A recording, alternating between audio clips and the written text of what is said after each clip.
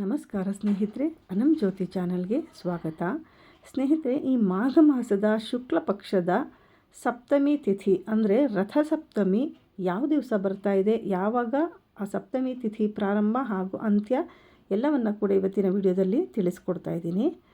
ಈ ಮಾಘ ಮಾಸದ ಶುಕ್ಲ ಪಕ್ಷದ ಸಪ್ತಮಿ ತಿಥಿ ಪ್ರಾರಂಭ ಆಗ್ತಾ ಇರುವಂತಹದ್ದು ಇದೇ ತಿಂಗಳು 25ನೇ ತಾರೀಕು ಬೆಳಗಿನ ಜಾವ 12:39. ಬೆಳಗಿನ ಜಾವ ಅಂತ ಹೇಳಿದ್ರೆ 24ನೇ ತಾರೀಕು ರಾತ್ರಿ ಅಂದರೆ ಮಧ್ಯರಾತ್ರಿ 12:39 ಆಗಿರೋದ್ರಿಂದ 12 ಗಂಟೆ ದಾಟಿದ ನಂತರ ಅದನ್ನು ಮರುದಿನಕ್ಕೆ ಲೆಕ್ಕಕ್ಕೆ ತೆಗೆದುಕೊಳ್ಬೇಕಾಗತ್ತೆ. ಆದ್ದರಿಂದ 25ನೇ ತಾರೀಕು ಬೆಳಗಿನ ಜಾವ ಅಂತಲೇ ಇದನ್ನು ಲೆಕ್ಕಕ್ಕೆ ತೆಗೆದುಕೊಳ್ಬೇಕಾಗತ್ತೆ.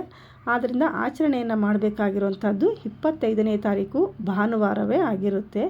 ಇನ್ನು ಸಪ್ತಮಿ ತಿಥಿ ಮುಕ್ತಾಯ ಆಗ್ತಾ ಇರೋವಂಥದ್ದು ಅದೇ ದಿವಸ ರಾತ್ರಿ 11:10 ಮುಕ್ತಾಯ ಆಗ್ತಾಯಿದೆ. ಅಂದರೆ ಸಂಪೂರ್ಣ ತಿಥಿ ನಮಗೆ ಆ ಸಪ್ತಮಿಯ ತಿಥಿ ಏನಿದೆ ಅದು ಭಾನುವಾರವೇ ಇರೋದ್ರಿಂದ ಆ ಇಡೀ ದಿವಸ ಆ ಸಪ್ತಮಿ ತಿಥಿ ಇರುತ್ತೆ. ನಾವು ಆ ದಿವಸನೇ ರಥಸಪ್ತಮಿ ಆಚರಣೆಯನ್ನು ಮಾಡಬೇಕಾಗತ್ತೆ. ಇನ್ನು ವಿಶೇಷವಾಗಿ ಈ ದಿವಸ ಸೂರ್ಯದೇವನನ್ನು ಆರಾಧನೆಯನ್ನು ಮಾಡಲಾಗುತ್ತೆ. ಬಹಳಷ್ಟು ಕಡೆ ಈ ದಿವಸ ರಥೋತ್ಸವ ಹಾಗೆ ಜಾತ್ರೆಗಳು ಕೂಡ ನಡೆಯುತ್ತೆ.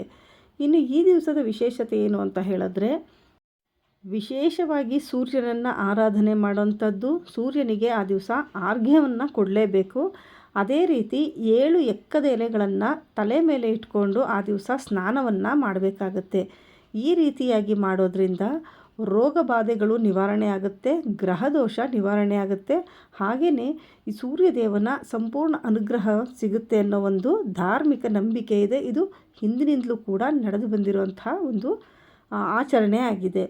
ಅದೇ ರೀತಿ ಈ ದಿವಸ ಬೆಳಗ್ಗೆ 7:13 ನಂತರ ಸೂರ್ಯನಿಗೆ ಆರ್ಘ್ಯವನ್ನು ಕೊಡೋದು ತುಂಬಾ ಒಳ್ಳೆಯದು. ಇದು ತುಂಬಾ ಶುಭ ಸಮಯ ಆಗಿರೋದ್ರಿಂದ ಈ ಒಂದು ಸಮಯದಲ್ಲಿ ಸೂರ್ಯನಿಗೆ ಆರ್ಘ್ಯವನ್ನು ಕೊಟ್ಟು ಆ ಪೂಜೆಯನ್ನು ಮಾಡೋದ್ರಿಂದ ತುಂಬಾ ಒಳ್ಳೆಯದು.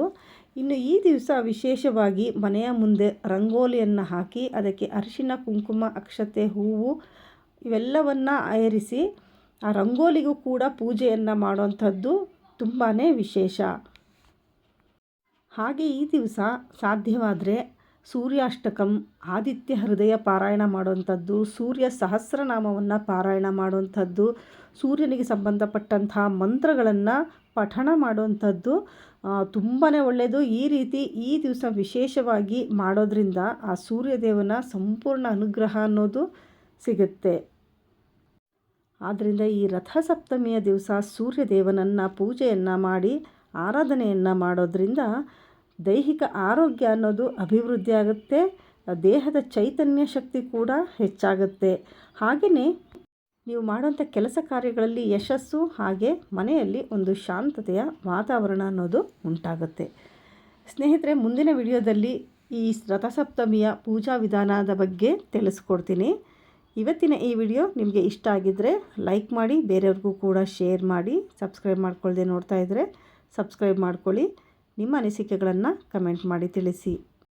ಮುಂದಿನ ವಿಡಿಯೋದಲ್ಲಿ ಮತ್ತೆ ಭೇಟಿ ಮಾಡೋಣ. ಅಲ್ಲಿವರೆಗೂ ನಮಸ್ಕಾರ. ಸರ್ವೇ ಜನ ಸುಖಿನೋ ಭವಂತು.